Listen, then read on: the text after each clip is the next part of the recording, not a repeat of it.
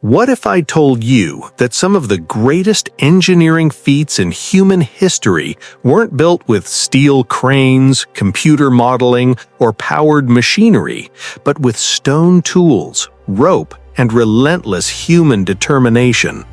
Beyond the pyramids of Egypt lie ancient structures so ambitious, so precise, that even modern engineers study them with awe. High in the Peruvian Andes stands Sacsayhuamán, a massive Inca complex overlooking Cusco. Its walls are formed from enormous limestone blocks, some weighing more than 100 tons. What makes them extraordinary isn't just their size, it's their precision. The stones are cut into irregular, interlocking shapes that fit so tightly together that not even a sheet of paper can slide between them.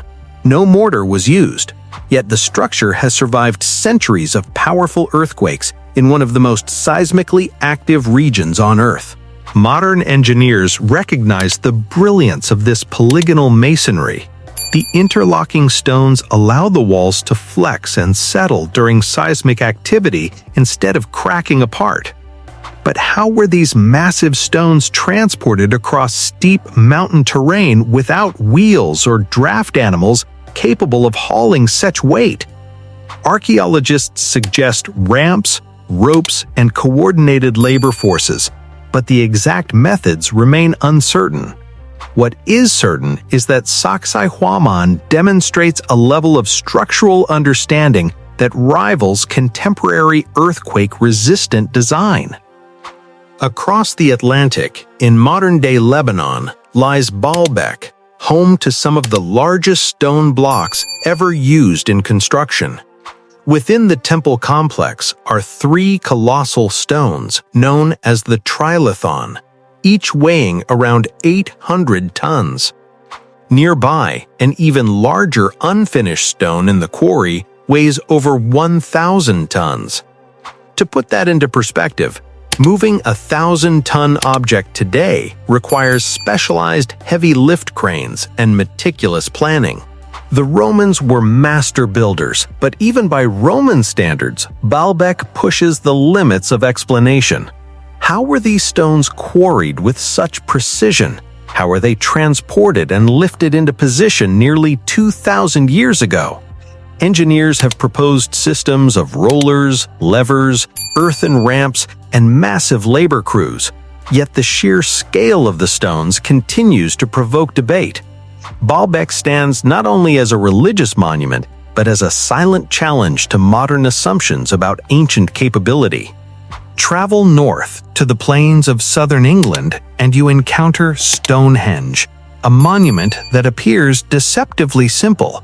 Massive upright stones, some weighing up to 25 tons, are capped with horizontal lintels, forming a circular arrangement.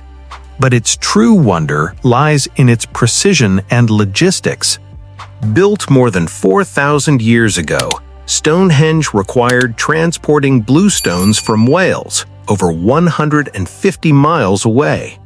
Researchers believe the stones were dragged over land and possibly moved by river. Even more astonishing is the monument's astronomical alignment. On the summer solstice, the rising sun aligns perfectly with the heel stone, illuminating the center of the circle.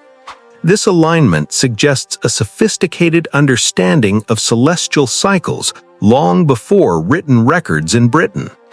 Without modern surveying instruments, prehistoric builders achieved remarkable geometric and astronomical accuracy. In India, another marvel defies conventional construction logic. The Kailasa Temple at Ellora was not built upward stone by stone. Instead, it was carved downward from a single basalt cliff in the 8th century. Artisans removed an estimated 200,000 tons of rock to create a freestanding, multi-level temple complex, complete with pillars, statues, stairways, and intricate carvings. The engineering challenge is almost unimaginable. Builders had to begin at the top and carve downward, meaning there was no room for major error. Every column, corridor, and sculpture had to be precisely planned before carving began.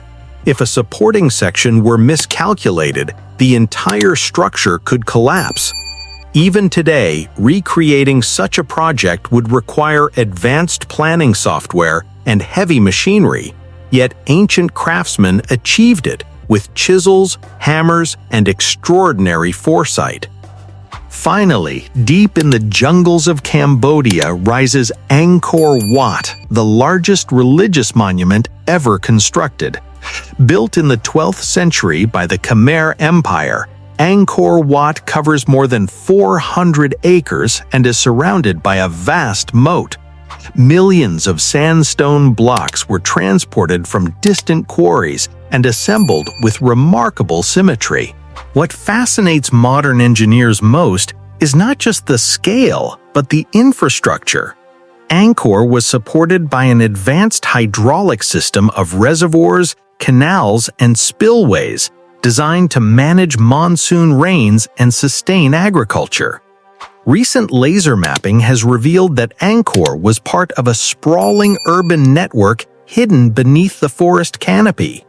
This level of water management and city planning rivals early modern civilizations and demonstrates a deep understanding of environmental engineering.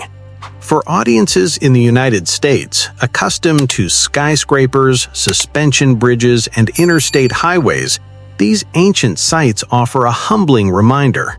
Human innovation did not begin with electricity or industrial machinery. Long before computer simulations and reinforced concrete, societies around the world were solving structural challenges with ingenuity, experimentation, and collective effort. These structures endure not because they were overbuilt with modern materials, but because their creators understood stone, gravity, and environment at a profound level. They adapted to earthquakes in Peru, lifted monumental blocks in Lebanon, tracked the sun in England, carved mountains in India, and mastered water systems in Cambodia. Beyond the pyramids lies a global story of ambition and intelligence, proof that ancient civilizations were far more advanced than we often assume. Their monuments are not relics of primitive societies, they are enduring evidence of human potential. And as long as they stand, they continue to inspire engineers, historians, and dreamers alike, reminding us that greatness is not defined by technology alone, but by vision and determination.